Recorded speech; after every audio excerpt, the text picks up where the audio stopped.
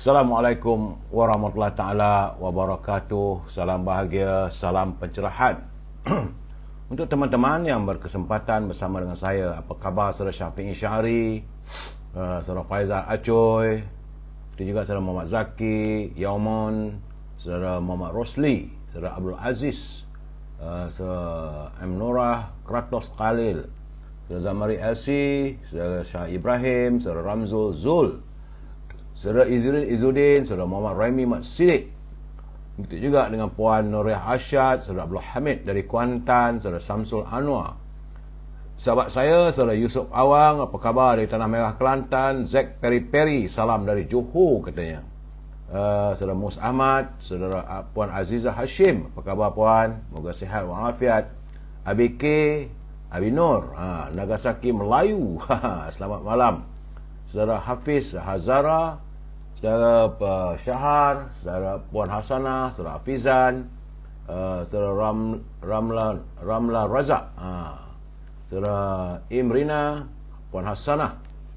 Begitu juga Kamisan Dahlan, Salam Madani, saudara Adi Husin, Adi Putra, saudara Muhammad Effendi, saudara Abdul Aziz, Abdul Rahman, saudara Richard Bakri, saudara Mustafa Kamal, saudara Nur Zaidi Muhammad, saudara Syarani Salmah dari Sri Iskandar. Hujan ya, saya tadi pun dalam perjalanan hujan ya. Saudara Puan Rahman, apa khabar? Orang Subang Jaya. Puan Robiah Husin, saudara Puan Hafsah Junaidi, waalaikumsalam. Saudara Abdul Rahman Abdullah dari Johor Baru, saudara Muhammad Hashim, Puan Rubidin dan pasangannya, saudara Kadir Doyok, saudara Hajab dari Hajab Abdul Razak dari Tambun, saudara Azrael, salam cinta damai. Itu juga saudara Wahab, saudara Syahzin Idris, apa khabar? Saudara Ismail Manap, saudara daripada Ferda Segamat. Kita juga saudara Sidik Mat Ngah, Abdul Nem, apa khabar saudara? Saudara Muhammad Kamal Abu Samah dari Tampin Negeri Sembilan. Saudara Syarifuddin Muhammad Yunus dari Pedas juga Negeri Sembilan. Saudara Nik, saudara Wahab Muhammad, salam dari Singapura saudara ya. Saudara Ruslan Susana dari Indonesia. Begitu juga Syirik Serani daripada Muazzam Shah, Puan Anggrik Rimba, saudara Mahasan Harun dari Bukit Jalil, Puan Rubiah Osman, apa khabar Bi? Saudara Osman Amit, Tengku Aziz, apa khabarku? Dari Perlis katanya. Begitu juga saudara Abdul Aziz Abdul Hamid, saudara Azmi Omar daripada Mindef, Puan Hamidah Kamat. Terima kasih saudara. Jadi saya mohon maaf saudara, hari ini agak terlewat sedikit. Sebab tu saya bagi notifikasi. Hari ini perjalanan daripada Manjung, sesak sangat jalan tadi. Mungkin musim percutian. Saya tersangkut daripada Sekincan nak sampai ke Kuala Selangor 2 jam saudara. Jadi rancangan saya tu pukul 5 saya bergerak daripada Lumut, daripada Teluk Batik. Sepatutnya dalam pukul 7 saya boleh sampai, tapi rupanya tersangkut 2 jam, pukul 9 lebih. Dan balik bergegas untuk membuat persiapan ya. Saudara Bahar Rizal, gigi dah okey alhamdulillah. Saudara Muhammad Isa, saudara Zamri Abdullah, saudara Mazlan Adam. Begitu juga Aftam, saudara Yahya Armin, saudara Sufian Aziz, apa khabar Yan? Moga sihat orang di Kelang. Saudara Mazlan Qalib, saudara Perus Diwan, saudara Zamzani, Hajah Comel, saudara. Baik saudara, dalam ketergesaan ini, kalau ada yang tertinggal, saya mohon maaf saudara. Mungkin besok saya boleh bagi pencerahan yang lain. Tapi bagaimanapun, saya tidak akan lupa untuk memberi pencerahan apa yang berlaku pada negara kita, daripada laporan sahabat kita, saudara Jamil Idris dan saudara Rio. Hari ini saudara, hari Ahad, semua orang menghabiskan cuti hujung minggunya. Dan tanggal 12 Mac, saudara, ini merupakan hari yang ke-1088. Sudah 1088 hari COVID-19. Nampak gayanya masih belum usai saudara. Sebab laporan daripada saudara Jamil, walaupun ada susut semalam, tapi daripada kemarin 251, tapi semalam 223. Alhamdulillah tiada kematian. Tapi angka jangkitan kumulatifnya sudah pun menjangkau 5,045,192. Dan angka yang dapat disembuhkan pada angka 4,998,845.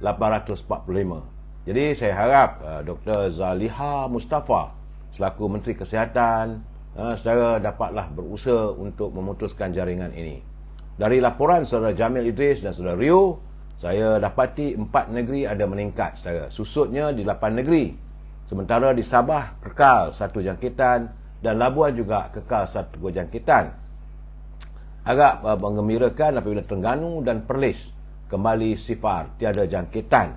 Sementara Selangor jangkitannya adalah 60 orang saja. Artinya saudara, masih lagi di bawah angka 100. Alhamdulillah, berusahalah kita untuk memutuskan jaringan COVID-19 kerana kita masih lagi dalam musim percutian. Minggu ni, besok pun masih ada cuti sekolah, saudara. Kalau anda menghadiri majlis dan sebagainya, pastikan melakukan penjarakan sosial, saudara. Iwan, apa khabar, saudara? Cerita macam malam ni macam-macam, bercampur-campur, saudara Iwan. Nilawati Ainul, apa khabar? Saudara Nazri Jo, saudara Harun.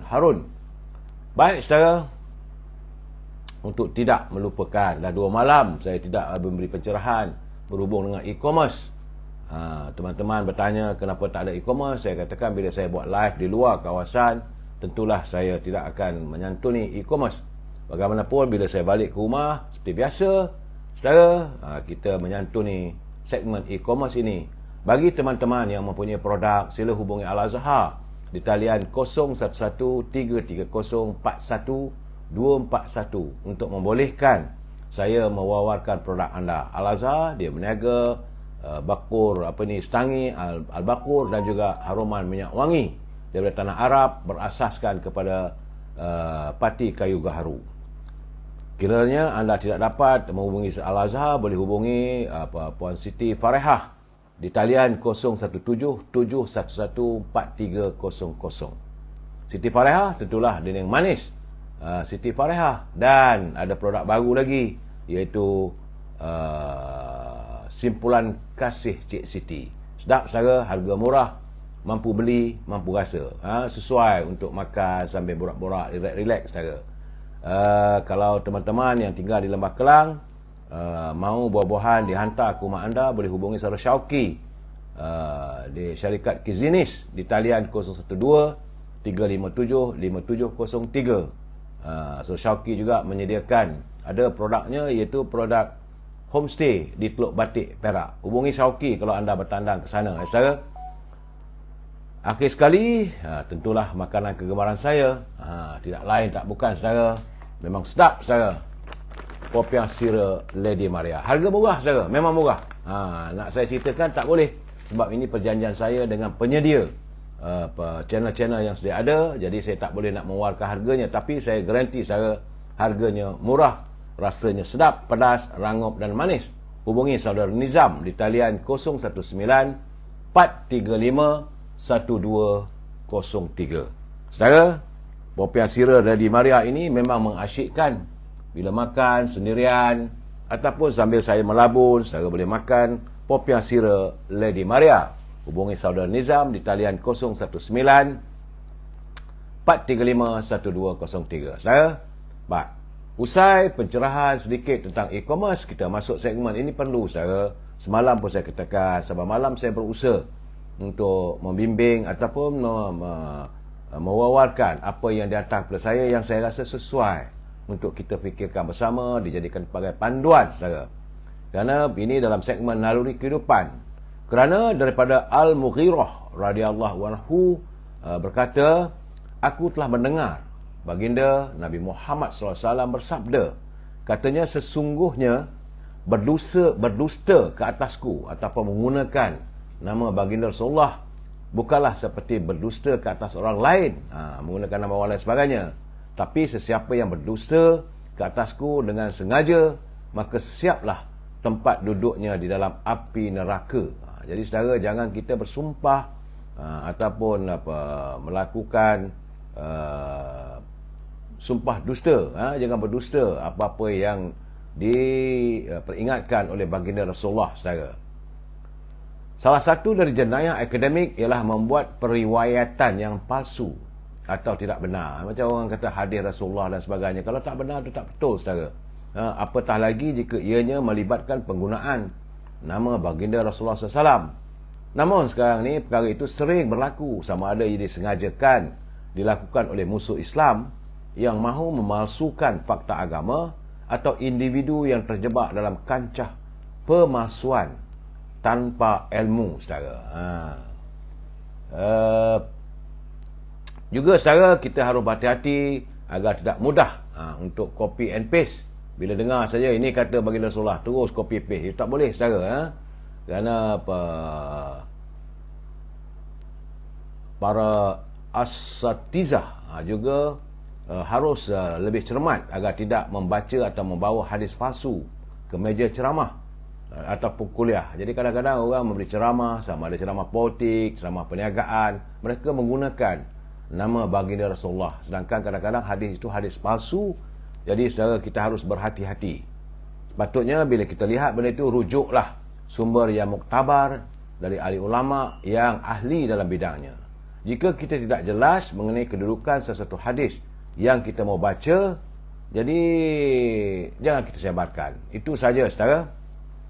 Berhati-hati. Yang paling penting kita berhati-hati, kerana usia zaman akhir zaman ni saudara, banyak orang menggunakan hadis-hadis yang palsu untuk ini merosakkan pemikiran kita. Baik saudara, kita masuk segmen Mutiara Kata. Saya minta maaf sedikit saudara, agak keletihan. Maklum sajalah, jauh perjalanan saudara, kena traffic jam. Jadi mungkin pencerahan saya ni macam seolah tak bermaya, tapi bukan berarti saya tidak bertenaga. InsyaAllah saudara, kudrat diberi oleh Allah SWT, kita boleh bersama-sama kita. Dan dalam segmen Mutiara Kata ini, saya menyantuni kenyataan daripada Tan Sri Osu Sukam, mantan Ketua Menteri Sabah, yang sentiasa menghantar kiriman pada saya. Katanya, tidak ada yang menjamin tentang hidayah yang kita miliki. Jadi oleh itu, teruskanlah berusaha melakukan kebaikan sekecil mana pun. Biar kecil di mata manusia, namun ia tak besar pada penglihatan Allah. Jadi saudara, jangan berhenti untuk melakukan kebaikan, untuk kita saring tegur menegur. Ini yang paling penting saudara. Jangan kita membuat perkara-perkara yang tidak baik. Dan sering-seringlah menegur dan mengingatkan. Saya tetap mengingatkan pimpinan negara agar jangan berbelanja wang negara tanpa had, kerana kita bimbang negara boleh jadi muflis.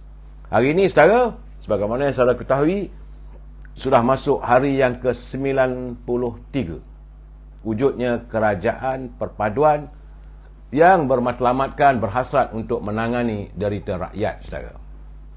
Artinya tinggal 7 hari lagi saudara untuk sampai kepada 100 hari, dan kita akan cuba untuk membedah ataupun menganalisa setiap tindakan yang dilakukan oleh pimpinan negara dalam usaha untuk menangani derita rakyat saudara. Itu paling penting.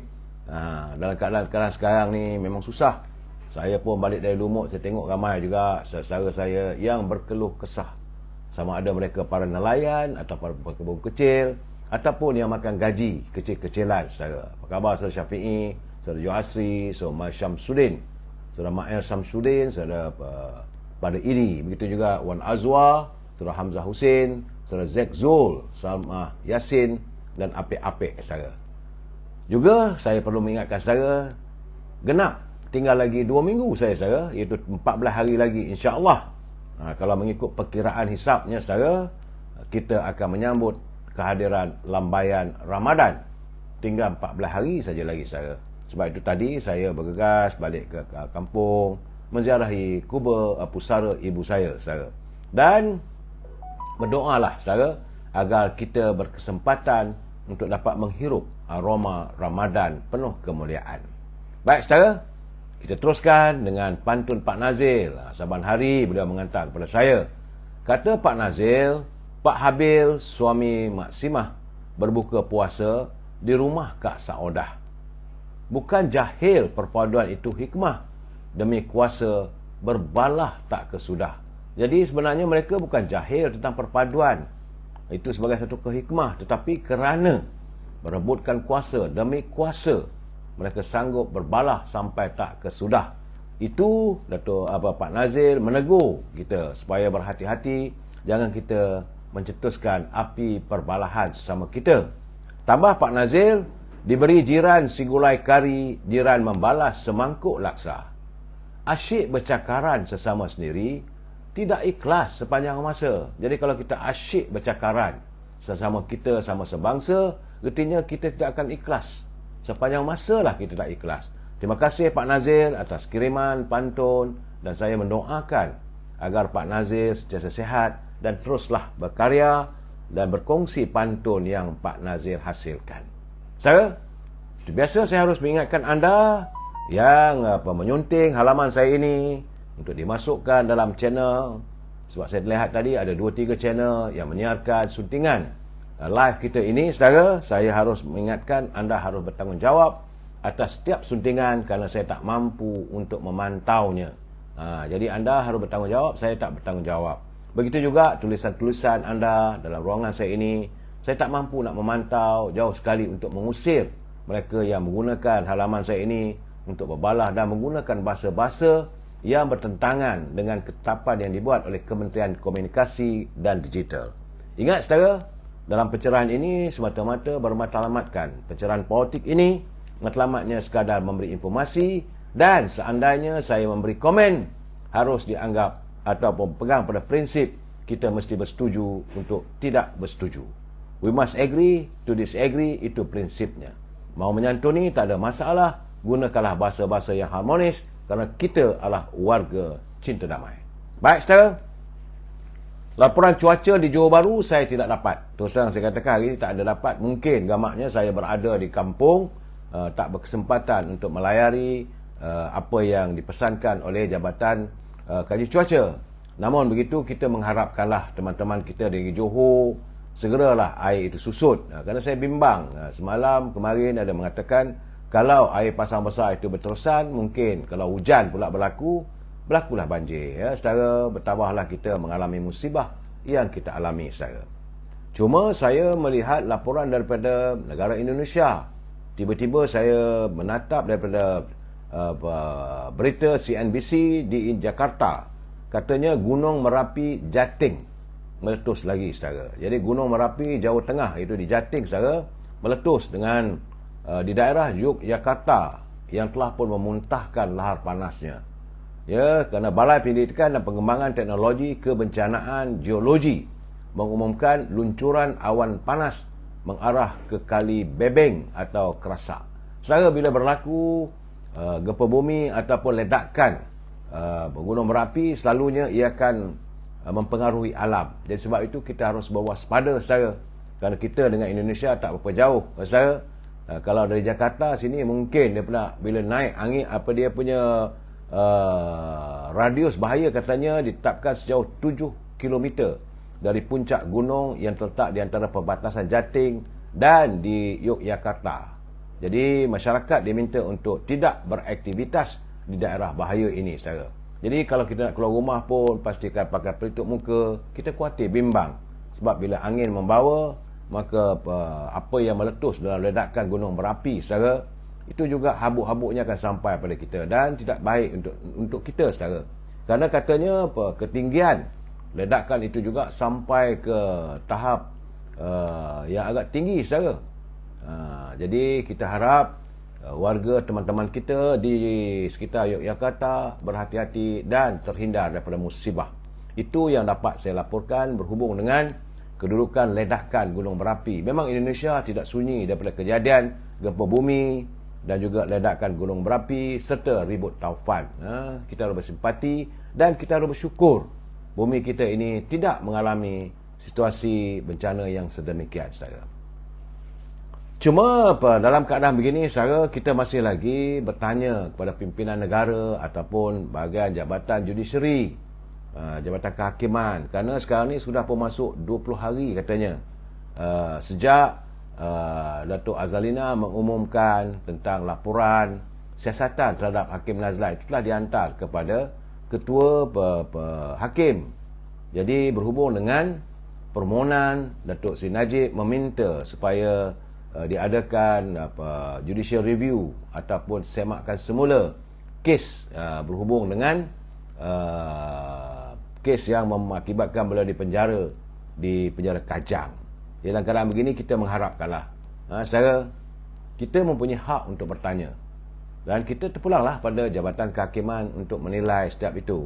Dalam keadaan sekarang ni kita mengharapkan agar Ketua Hakim Negara dapat menimbangkan setuntasnya. Jangan ada sebarang rasa ataupun sebab kita sebagai warga, kita berhak untuk bertanya sebab dah 20 hari dah. Persoalan ini dilontarkan oleh Menteri di Jabatan Perdana Menteri yang menjaga hal ehwal undang-undang, Datuk Azlina Osman. Saudara, samalah kita berdoa agar segeralah kes ini diusaikan. Hari ini saya menerima laporan lagi, saudara. Nampaknya Suruhanjaya Pencegah Rasuah semakin bersemangat untuk menyelesaikan pelbagai isu-isu yang berhubung kait dengan aktiviti rasuah. Kerana Suruhanjaya Pencegah Rasuah Malaysia kabarnya telah pun menangkap 3 lelaki dan 1 wanita Melayu warga Malaysia, katanya pada 9 hari bulan. Baru hari ni kalau 12 3 hari lepas, saudara. Jadi menurut butir-butir yang disiarkan oleh Suruhanjaya Pencegah Rasuah, pertama sekali ini pegawai penyiasatnya ialah pegawai Muhammad Ashraf bin Mustafa. Orang yang kena tahan yang pertama katanya iaitu Syed Farid bin Syed Ahmad Al-Atas. Pekerjaan berniaga. Tarikh dan waktu tangkapan 9 hari bulan Mac, jam 5 petang. Dan tempat tangkapan di pejabat SPRM Kuala Lumpur.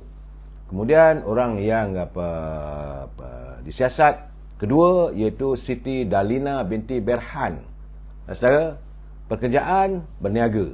Tarikh waktu tangkapan waktu yang sama, hari yang sama di pejabat SPRM Kuala Lumpur.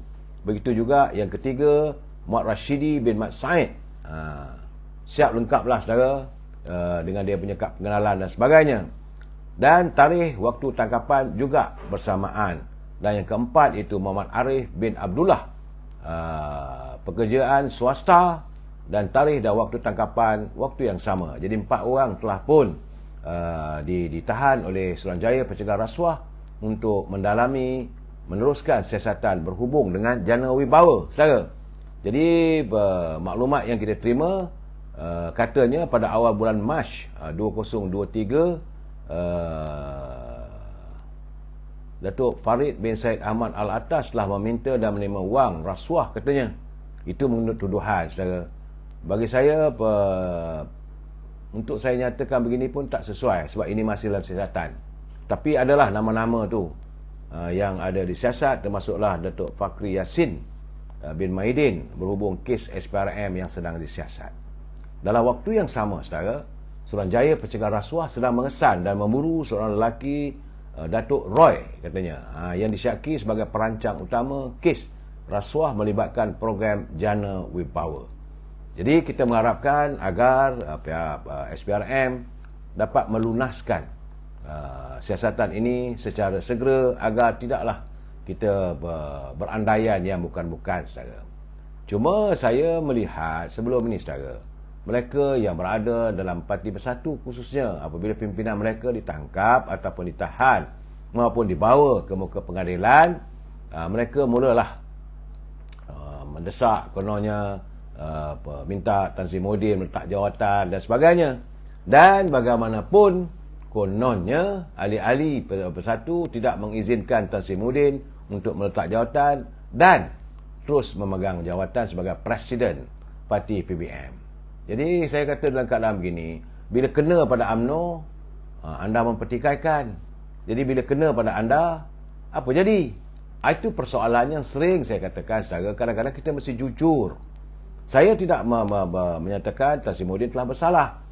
Jauh sekali untuk menghukum beliau melalui keputusan persepsi rakyat. Yang kita harapkan adalah kita tunggulah. Sebab itu tak nak letak jawatan pun tak ada masalah. Sebab itu bila Yang Amat Berhormat Datuk Seri Zahid Hamidi meneruskan usahanya dalam pembelaan dirinya di Mahkamah Tinggi Kuala Lumpur, jadi kita harus berlapang dada lah. Ini keadaannya, saudara. Sebab itu saya melihat ada teman kita, Imam Melati, dia hantar kiriman. Dia kata lihatlah kenyataan dari kalangan pemimpin Bersatu dan PAS, hari-hari buat perhimpunan dan bangkitkan rakyat, kononnya untuk jatuhkan kerajaan. Kerajaan itu kerajaan perpaduan yang dipimpin oleh Sultan Ibrahim dengan pelbagai tuduhan. Kita dengar juga kenyataan Nazim bin Ali, kononnya pemimpin yang korup, yang itu, yang ini dan macam-macam, saudara. saya geling kepala, saudara. Bila kena pada diri anda, bila kena pada parti anda, rakan-rakan anda menunjal pada orang lain. Sedangkan kami, perangkat UMNO yang dituduh saban hari dulu, sebelum pilihan raya yang ke-14, membawa kepada pilihan raya umum yang ke-15, dan mantan Perdana Presiden kita pun terpenjara sehingga saat ini. Tak ada pula kita nak menuduh bahawa ini adalah merupakan satu perancangan yang terancang, kononnya nak menjatuhkan pemimpin. Saya ketawa juga saya bila Tan Sri Muhyiddin mengatakan bahawa apa yang berlaku hari ini adalah kerana UMNO mahu menjatuhkan Parti Peribumi Bersatu, sebab itulah pemimpin mereka diseret ke muka pengadilan. Saya nak jelaskan, kehadiran Parti Peribumi Bersatu tu bukankah nak bunuh UMNO? Sebab itu saya katakan, anda buat pada kami boleh. Tapi bila anda yang menghadapi suasana begitu, anda menuduh yang bukan-bukan pada kita. Seolah UMNO nak membunuh. Memang kita nak melawan, kita nak menentang PBM ni. Kita secara gentleman, secara anak jantan, lawan satu sama satu. Saudara Abdul Ghani Hussein, dia kata berlakon dia tu. Saya tidak mahu membuat sesuatu hujahan yang bersikapnya menjatuhkan hukuman. Tetapi saya mahu warga bersatu, warga daripada Perikatan Nasional, saudara, harus berlapang dada dan terima keadaan. Apakah ini satu karma terpulang? Sebab itu saya lihat Ketua Perangan UMNO, dia geram lah bila tengok begitu. Dia kata apa punya sembang dah, dia kata. Sebelum ini Puak Bersatu kata pemimpin politik yang ada kes mahkamah kena letak jawatan. Mereka suruhlah pemimpin kita ni letak jawatan. Lepas tu bila Ketua Perangan Bersatu kena dakwa dan letak jawatan, Muhyiddin kata ini standard Bersatu. Tapi bila kena pada batang hidung dia, ahli-ahli kata tak payah. Ini secara politik, saudara. Dalam sekarang ni kononnya lah mereka mewujudkan gelombang Abah. Bagi saya kalau dicantumkan gelombang Abah jadi gelabah. Saya bukan nak mentertawakan mereka, tidak, saudara. Jadi tak perlulah. Tidak perlu kita berwawarkan sesuatu yang sedang dalam siasatan. Terimalah hakikat. Saudara, saya tengok juga kenyataan dalam Tan Sri Muhyiddin dalam pertemuan dalam media sosial. Dia kata bahawa saya tak mungkinlah mampu untuk membayar denda. Kalau saya tak mampu membayar denda, maka saya akan dipenjarakan, saya akan ditahan sepanjang perbicaraan ini. Sebab katanya dalam perbicaraan minggu lalu dia telah pun dikenakan ikat jamin 2 juta. Besok dia akan dihadapkan lagi di Mahkamah Shah Alam pula dengan tuduhan yang lain. Apakah tuduhan yang sama atau tuduhan yang berbeza terpulang. Presiden UMNO pun kena benda yang sama juga. Datuk Seri Zahid kena tuduhan lagi teruk, saudara, 87 tuduhan. Tapi kita hadapi dengan tenang. Kita mesti berhadapan dengan cara undang-undang. Tidaklah pula kita mengajak rakyat melakukan demonstrasi, melakukan unjuk rasa, kutuk kerajaan itu zalim, kerajaan ini zalim. Untuk apa? Jangan kita seret rakyat dalam masalah yang anda hadapi. Selalu saya katakan, tangan yang mencincang, bahulah yang memikul. Kira saya cuma mengharapkan agar warga kita tidaklah mentertawakan atau bersorak gembira atas masalah ataupun musibah yang mereka hadapi. Itu saja, saudara. Jangan sesekali kita ketawakan, tak payah. Kita tunggu, kita dengar. Dan saya berharaplah warga kita jangan melakukan hukuman bercorak persepsi. Inilah yang dialami oleh warga UMNO. Pemimpinnya bila kena saja dakwa, dah orang jatuh hukum. Jadi bagaimana sekarang? Bagaimana sekarang, saudara? Apakah anda boleh menghentikan rakyat untuk menjatuhkan hukuman secara persepsi? Ini yang selalu saya katakan, karma. Dan kita tak boleh.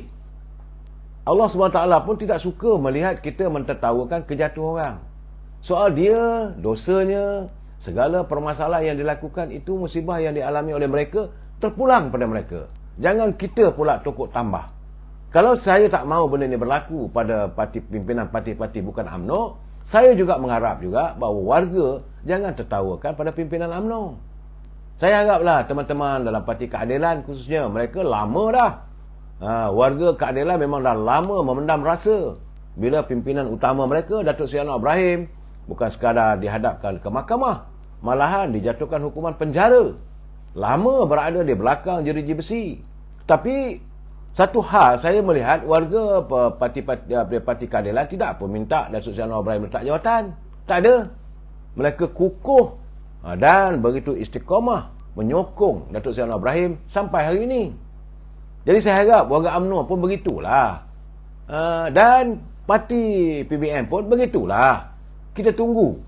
Jangan kita bila orang tu dapat musibah, kita usir dia. Waktu, macam saya katakan dulu, bila UMNO mampu mencapai kejayaan dalam pilihan raya kecil di Melaka, pilihan raya negeri Johor, negeri Melaka, pilihan raya kecil di 7 pilihan raya kecil selepas pilihan raya ke-14. Menang. Tak ada pula memuja Datuk Seri Hamidi. Tapi bila kalah dalam pilihan raya yang ke-15 baru ni, minta letak jawatan. Saya kata, anda ni apa ni? Kita harus berlapang dada, tunggulah. Bila dah kalah, kita terimalah kekalahan itu. Biarlah beliau menjahit segala luka-luka yang dialami oleh UMNO. Kita harus berlapang dada. Kita nak orang kata, kalau orang Kelantan kata, kalau nak main politik lah, main parti. Di Kelantan selalunya mereka mengatakan main parti. Kalau nak main parti ni kena matang. Jangan sekali-kali kita melihat kejatuhan orang kita tertawakan. Saya tak suka begitu, saudara. Saya bersimpati sebab saya kena ingat masing-masing ada keluarga. Ada ahli keluarganya, tentulah apa yang dia alami. Macam mana kata Tan Sri Muhyiddin, dia pun tak dapat tidur malam. Isterinya pun tak dapat tidur malam. Biasalah. Hadapilah keadaan ini. Dan kita cuma bersimpati. Begitu juga apa yang dialami oleh Datuk Seri Najib. Bagaimana keluarganya dimalukan, anak-anaknya dimalukan. Datuk Seri Hamidi, bagaimana beliau dimalukan, ahli keluarganya dimalukan, didedahkan, benda yang tak ada diada-adakan. Saya kata tak ada diada-adakan, macam contohnya kes di Shah Alam. Akhirnya mahkamah mendapati tidak bersalah. Tapi bila dia tak bersalah, tak ada pula nak minta maaf. Itu keadaan saya. Sebab saya tak mahu menjatuhkan hukuman. Tapi saya dengar kenyataan-kenyataan daripada Setiausaha Agung Perikatan Nasional, Datuk Hamzah. Saya kata Hamzah ni, dia ni saya penyakit ni. Bila dia tuduh itu, tuduh ini, kononnya saya sebagai Menteri Dalam Negeri, saya juga menyimpan fail. Kalau benar ada fail, dah kalah, apa ada masalah. Jangan kita nak tunjuk baik. Tapi saya dipahamkan bahawa fail-fail berhubung dengan beberapa pemimpin dalam Parti Pribumi Bersatu sedang dibuka. Dan mereka akan disoal siasat. Jangan ingat bahawa satu orang lepas ataupun satu orang dah kena, orang lain tak kena. Tak. Saya berpesan pada anda, jangan main-main dengan Suruhanjaya Pencegahan Rasuah. Mereka siasatannya adalah begitu teliti. Dan kalau ada satu hun pun yang ada bersangkutan soal rasuah ini, mereka tidak akan teragak-agak untuk membawa ke muka pengadilan. Dan selalu saya katakan, nak marah buat apa SPRM? Kerana ketua penggarap SPRM itu adalah waktu lantikannya era Tan Sri Muhyiddin jadi Perdana Menteri. Jangan tuduh pula ini pencaturan Datuk Seri Anwar Ibrahim. Kalau Datuk Seri Anwar Ibrahim dan pimpinan yang ada hari ini mahu mengenakan musuhnya dengan tuduhan-tuduhan berbau politik, tentulah ketua penggarap SPRM ditukar, ketua ketua hakim ditukar, ataupun pegawai negara ditukar, ketua polis negara ditukar. Itu era Dr. Mahathir. Dia ubah semua, lepas itu seret orang ke mahkamah. Ini tidak berlaku. Datuk Seri Anwar Ibrahim berkali-kali mengatakan, saya tak campur. Apa yang berlaku cuma di Kementerian Kewangan tengok ada berlaku seolah macam kecurangan, pegawainya buat laporan pada pihak polis ataupun pihak SPRM, dan dia tak campur tangan. Cuma beliau mahu agar sebarang kepincangan ini disiasat secara tuntas. Itu saja, saudara. Tak lebih daripada itu. Saudara Fadli, jangan kita gelakkan hoyaho dan sebagainya. Saya tak setuju, saudara. Jangan kita gelak orang tu penyamun, penyangak dan sebagainya. Tidak seharusnya kita sama insan menuduh yang bukan-bukan, saudara. Saudara Nazar, saudara Adnan, saudara Abdul Hamid Majid, terima kasih. Saudara Syafi'i Syukri, dia kata cucilah perasuah, kasih licin. Kita mengharapkan begitu. Kita amat mengharapkan agar memang untuk memusnahkan aktiviti rasuah ini secara sampai ke akar umbi, saya rasa benda yang impossible. Tetapi mana-mana jurung-jurung besar ini, SPRM kena berani untuk mengambil tindakan. Sebab itu saya melihat kenyataan daripada saudara Shahabuddin Embun yang mewakili Majlis Perunding Melayu MPM, beliau dengan tegas menyatakan agar Suruhanjaya Pencegah Rasuah tidak perlu tunduk pada tekanan mana-mana pihak. Walaupun nak kata apa pun katalah, laksanakanlah tugas sebaik mungkin. Kata Saudara Syabuli Embun, pendakwan terpilih oleh SPRM adalah tanggapan dan persepsi umum semata-mata. Bila seorang pemimpin politik daripada mana-mana parti dituduh, maka dikatakan itu sebagai pendakwaan politik. Ini terbukti saya nak bagi tahu saya daripada dulu lagi. Zaman waktu berlaku bekas menteri besar Perak dulu pun kena siasat dan akhirnya dihukum. Begitu juga mantan ketua menteri Melaka dulu pun pernah dijatuhkan hukuman setelah disiasat. Mantan menteri besar Selangor pun kena juga, saudara jangan lupa. Wakil rakyat dari Selangor juga diseret ke muka pengadilan apabila adanya elemen-elemen rasuah. Pemimpin besar di Kuala Lumpur juga kena. Jadi dengan SPRM dulu dipanggil Biro Siasatan Negara, sekarang ni tak usah kita pedulilah. Saya harap bahawa kita terus fokus kepada usaha untuk memantapkan ekonomi negara kita. Jangan kita berterusan berbalah sama kita menuduh itu dan ini. Sebab penglibatan, kalau mengikut kenyataan SPRM, jumlah wang yang dilibatkan dalam rasuah ini bukan sedikit, saudara. 232 juta dan 195 juta, berjuta-juta. Ini semua wang rakyat, wang kita, saudara. Jadi dalam keadaan begini, kita haraplah jangan ada sesiapa pun yang membuat omelan mengatakan bahawa tangkapan ataupun siasatan ini ada berbau politik. Tak ada. Sebab itu Ketua Pengarah ke SPRM dah buat kenyataan. Dia tidak akan tunduk pada sebarang ugutan, jauh sekali nak mengikut cakap orang itu orang ini. Ada laporan, dia akan siasat. Sekecil mana pun dia akan siasat, saya. Cuma saya agak hairan bagaimana pimpinan daripada PAS masih lagi nak mempertahankan. Saudara Rizul dia kata LCS 9 bilion tu banyak. Memang kita mahu. Kita mahu LCS juga disiasat. Ini isu bagaimana kapal, wang dibayar tapi akhirnya kapal tak siap-siap. Banyak, bukan sikit. Bukan satu dua, saudara. Saya yakin boleh kata bertimbun-timbun lah kes ini. Semua ini melibatkan wang rakyat. Saya rasa sekarang ni saudara Hazira, dia kata Malaysia ni dah tenat.